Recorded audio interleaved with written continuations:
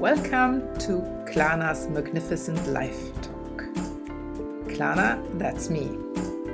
In this show, we explore conscious sexuality, body, mind, and spirituality, and how this is connected with our personal growth and our relationships.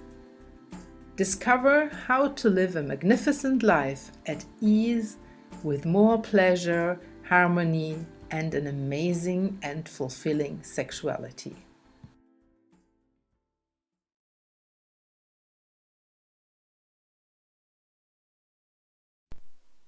Hi to another episode of KLANA'S Magnificent Life Talk, in which I am talking with other experts in the field of relationship, sexuality, well-being in general. So I'm KLANA, I am the Magnificent Life Leader, and I am helping people to have a magnificent life in every area, mostly in relationships and with themselves and with other people, and also to have a fantastic sex life.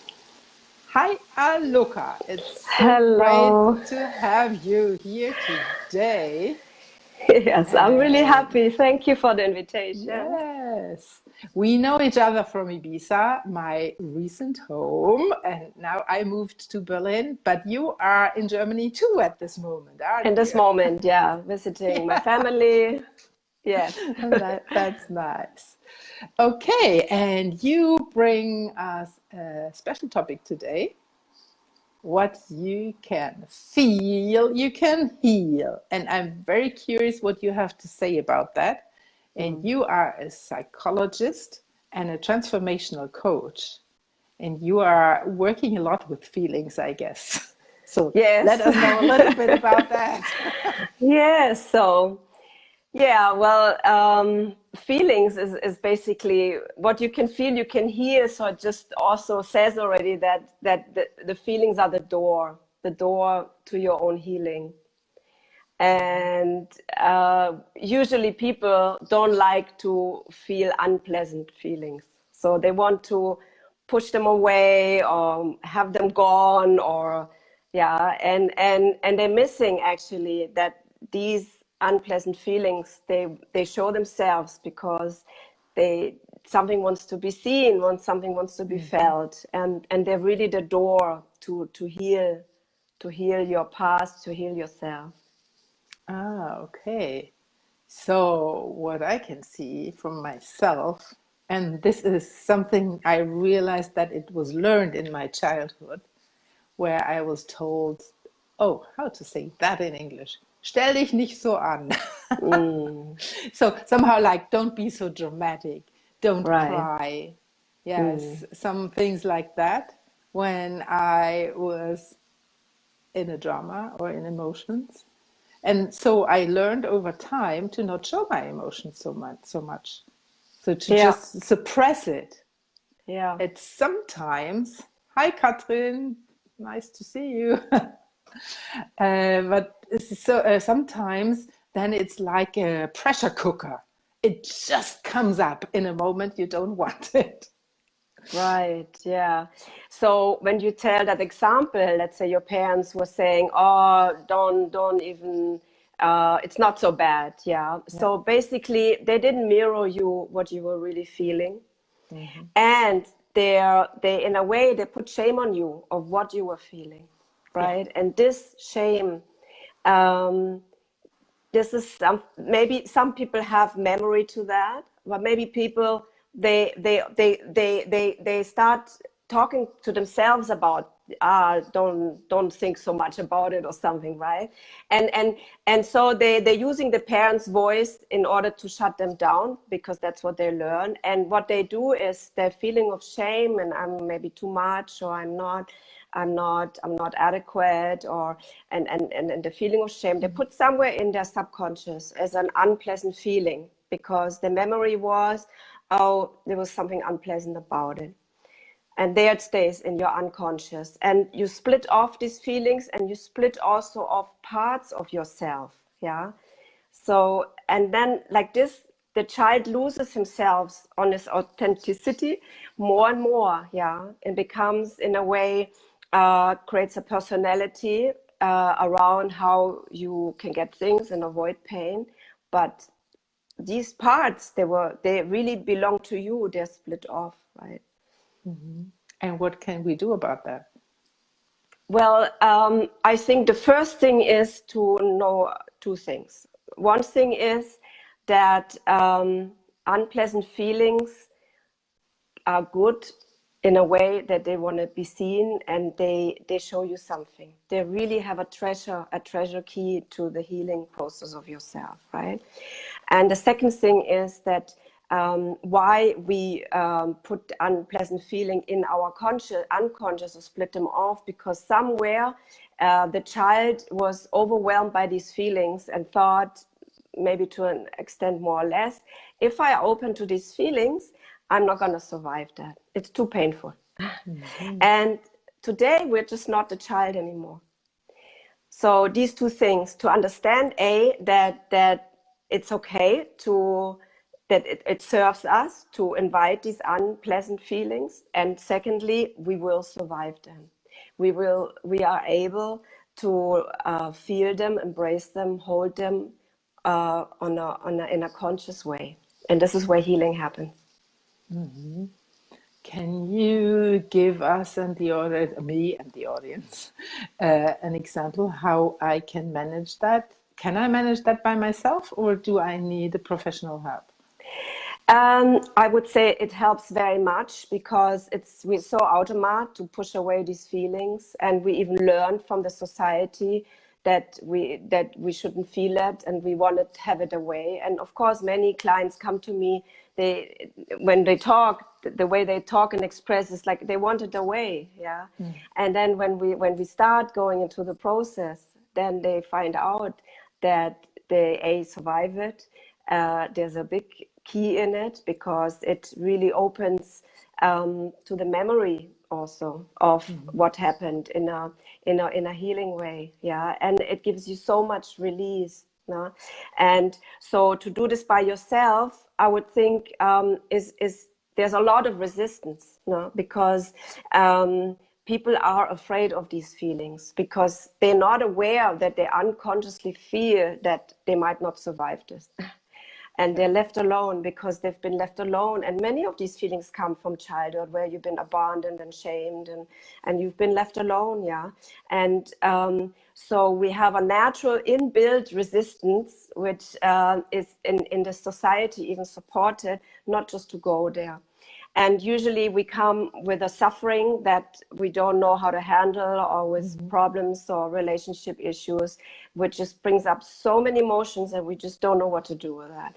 And it helps very much that, of course, to have a therapist or anything that helps you to connect with it. And once you understand that, then you can really start going on your own a bit. Yeah. So, and the way I work is a lot with the body.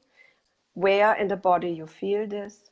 I work with the breath, and I work with consciousness, building a watcher, building meditation, a meditative space, from where you can go and embrace that and hold this feeling, and allow yourself to really feel it. And many times these feelings they're vague, they're foggy, they're somehow, I have a strange feeling in my body, So, and when you have not learned to go deeper with that, you just get stuck with this strange feeling. You just don't want it, You feel like, I eat something sweet and then maybe it goes away, or And the way you can really address it, it's by, first of all, okay, what is this?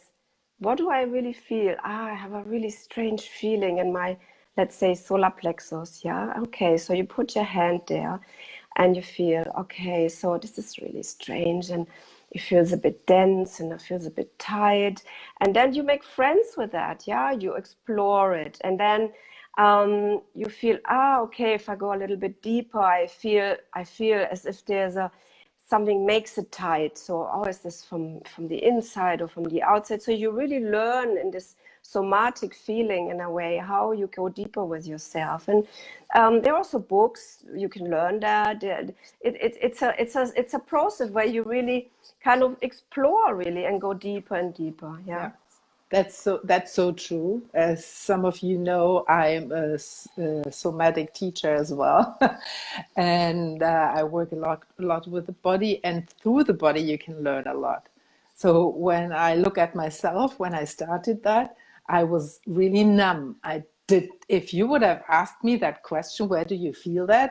I think I would have, what does she want? I don't feel it. It doesn't feel good. I don't know where to locate it.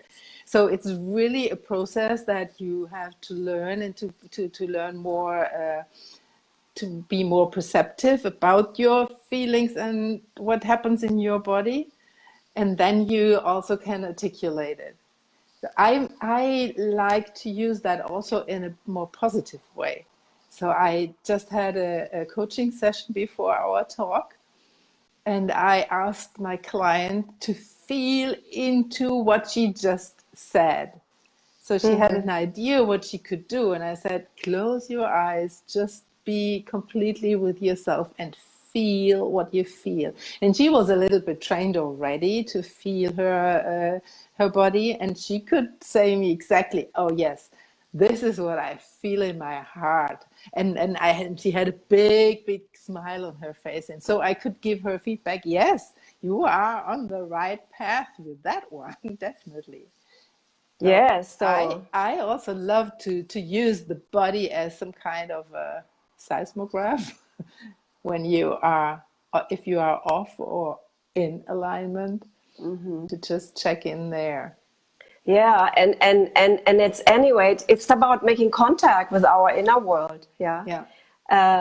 Whether you connect to your heart and find what is your really deepest longing, what you really wish for. Yeah. How can you picture yourself? Yeah. Uh, if you would be, let's say, free or happy, or and also take it to invite unpleasant feelings, because all of that is part of us. Yeah. Absolutely. And I'm emphasizing to how do you say, to embrace the split of feelings, because they make us whole. Yeah. And it's not only negative or unpleasant feeling, it's even to trust ourselves again, Yeah. to trust our heart, our voices, our inner voices, our feelings that show us this is right or this is not right. Yeah. Yeah, exactly. That, yeah, you can go back into trust, to the trust we used to have as very little children. And depending on our education or what happens in between, some people have it more now and some people have it less. Yeah, Yeah. yeah, yeah.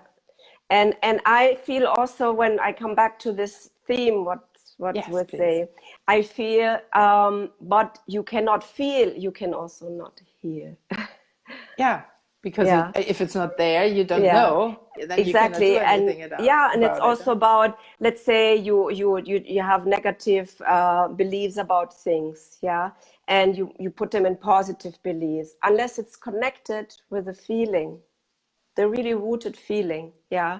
Of, let's say, abandonment, or something that really gets you into this, the root issue of where actually the root pain was created. It cannot heal. It's a understanding in the mind, and it will never really give you a real healing or transformation. That's so true. So, how can people reach you? I guess you can also work with them online, not Oh only in yes, it person. works Yeah. Okay. perfectly. Yeah, that's really. I even giving. I work sometimes also with the energy field and with emotions, and it works all online perfectly. So yeah, either in Ibiza or online.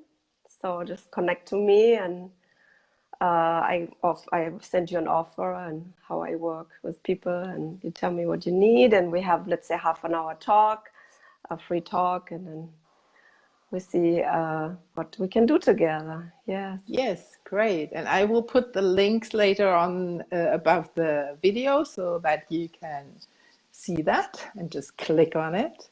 Yes. And the same with me. If you are curious how to live a magnificent life where you can get everything you want, or at least most of the things you want, good relationships and a good sex life, then you can book me or not book me, you can book me, of course. But first, you can check out if we are fit in a free discovery session on talktokklana.us, and I will put that link as well there. Right. So, Aloka, it Yes. was a pleasure for me talking to you about that important topic. Thank you for being here Thank and you so much. sharing your wisdom. Yeah. My pleasure. It's very important that the world gets healing, that we start really connecting on these basic levels with ourselves, that we become more whole and integrated and loving towards ourselves. And this is the path, this is the way, by accepting our feelings, who we are, and spread this back to the world. Thank you so much. Exactly. Bye bye, everybody. And thanks for joining. Thanks. Bye.